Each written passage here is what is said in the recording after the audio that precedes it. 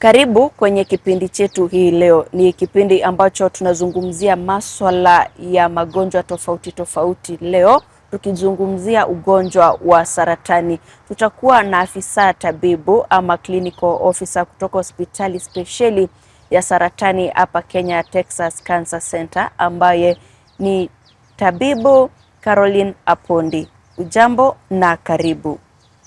My name is Caroline Apondi, and I'm a clinician. I work at Texas Cancer Center in Nairobi. So, what is cancer? Cancer is abnormal growth of abnormal growth of cells that is uncontrolled by the body. So, in normal circumstances, our bodies are able to. In normal circumstances, cells within our bodies are able to go through a lifespan in the body, and then they undergo death. That is normal. The body is able to control death, that we call apoptosis. So in a scenario where cancer develops, you find that the normal cells, they are not able to undergo the normal process of cells dying. And it also comes in when there are abnormal cells that are growing at a fast rate, in whereby the body is not able to control their growth. Hence, they are not able to go through the normal process of cell death. Yes, and hence by growing they form a tumor. Cancer can affect any part of the body, not really like specific, but any part of the body can be affected by cancer. For example, like breast, cervix, prostate, any part of the body, the skin. Yes. What are the top 3 cancer types, or what are the leading types of cancer? In men, the most common cancer is prostate cancer. The other cancer we find mainly common amongst men is esophagus. Esophageal cancer is also on the rise. And we also find colorectal cancers. In women, we have breast cancer being the leading, followed by cervical cancer. Then we also have esophageal cancer. Is cancer preventable? Yes, it is a preventable disease. It can, through screening, early detection. So when we do screenings, we are able to we focus on the normal population, people who don't have symptoms, so that we are able to pick these diseases or any signs of cancer early. Then we are able to get them through early detection, so that when we do the screening, we're able to get these signs early, and it can be prevented. We can also get cancers because it's a disease that undergoes various transformation. For example, cervical cancer.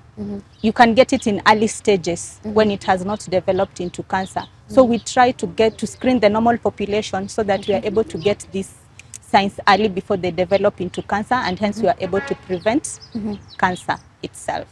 What is screening? It's focusing on the normal population, the people who don't have symptoms at all. We are able to do various tests on them. We can do like breast examinations for female.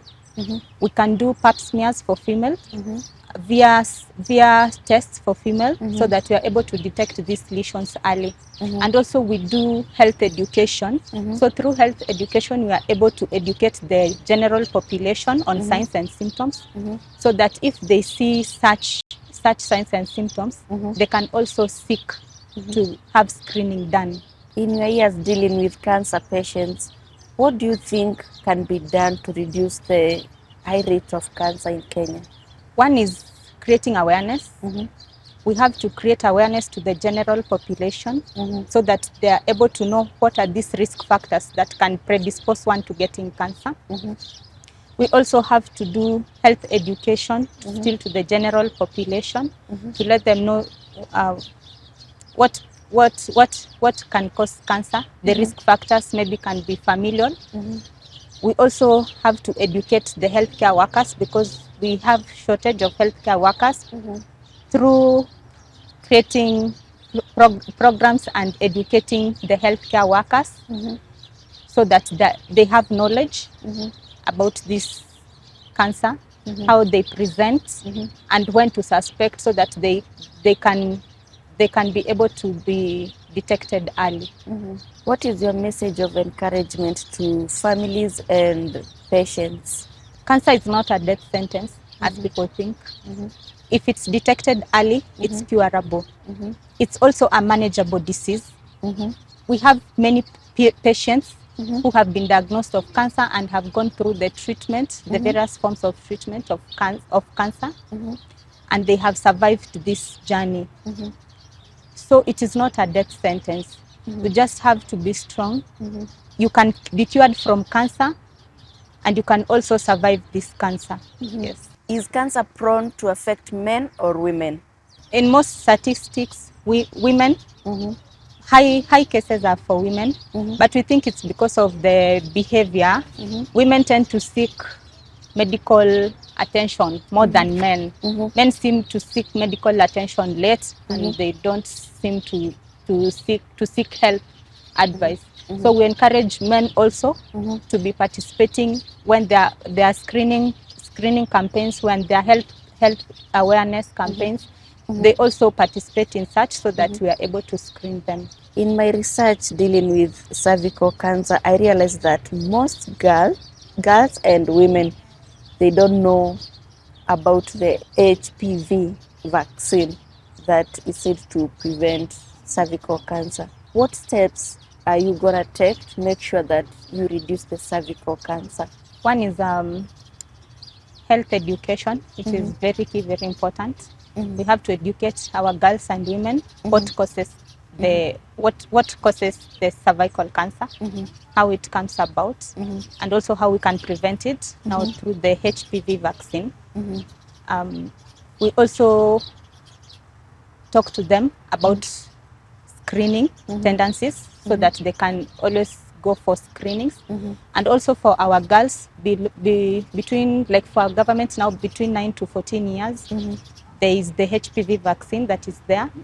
It can be administered in any government facility, and also it's being administered in the schools to prevent cervical cancer. What is the greatest burden of cancer? Cancer burden is rising in the country. At the moment, it's the third leading cause of death in Kenya. So it's putting a lot of economic constraint among the families within the country. So it's really, the burden is rising, yes. What can you tell those people who are at home and they are scared to go for screening? They have to come for screening, because when you detect this cancer early, even the treatment cost becomes lower, and there are very high chances of the cancer curing. Also, when we go for screening, we are able to prevent these cancers early, so that we don't contract the disease. Hence, we are not being exposed like to the financial burden of having the cancer. At what stage can you say you can't manage this cancer? It depends with many factors. So one of them is the general condition of the patient. For example, I might have a stage 4 breast cancer disease, but I'm okay. I'm just going about with my activities. There's nothing hindering me, and it's metastatic disease already. It has spread to the lungs or bones, but I'm okay. But I can have another patient who has still stage 4 breast cancer, but is not able to move. The patient is immobile, not even feeding. So in these stages, we can't really say that there's a specific stage when it reaches, it's not exactly, cannot be managed. It depends with the clinical status of the patient, the clinical performance of the patient. When can you say that a patient is free from cancer?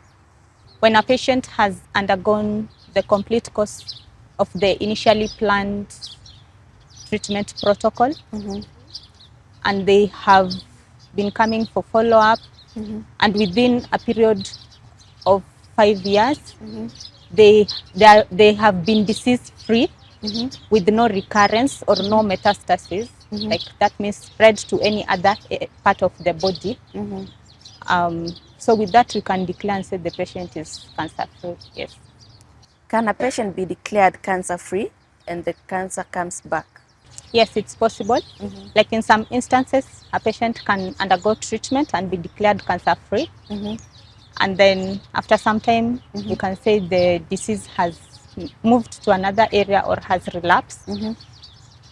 Because in some instances, you find the disease has gone into remission.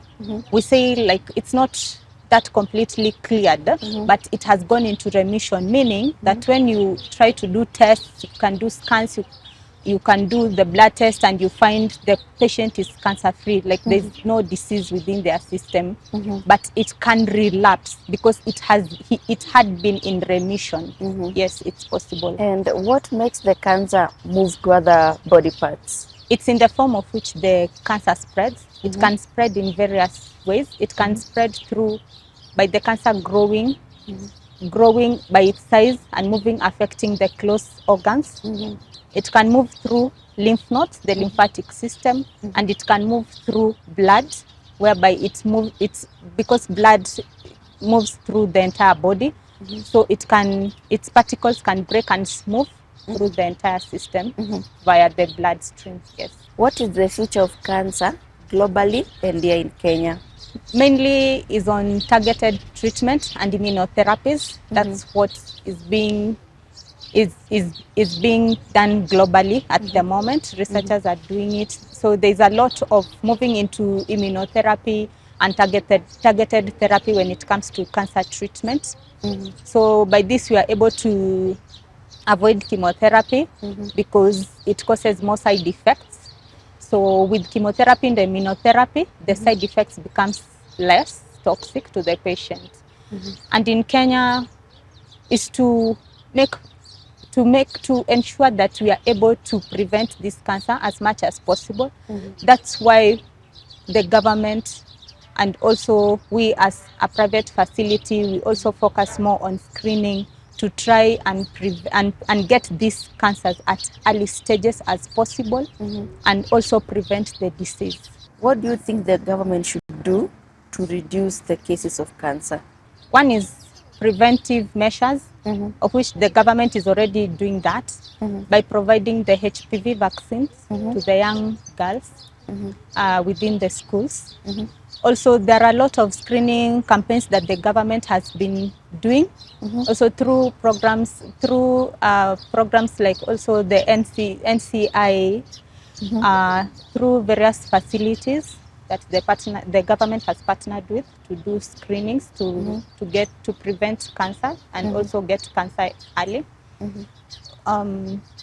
So there are also health talks that can be done to create awareness to the people, to the population.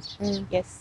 What happens when we take our girls to take that vaccine, HPV vaccine?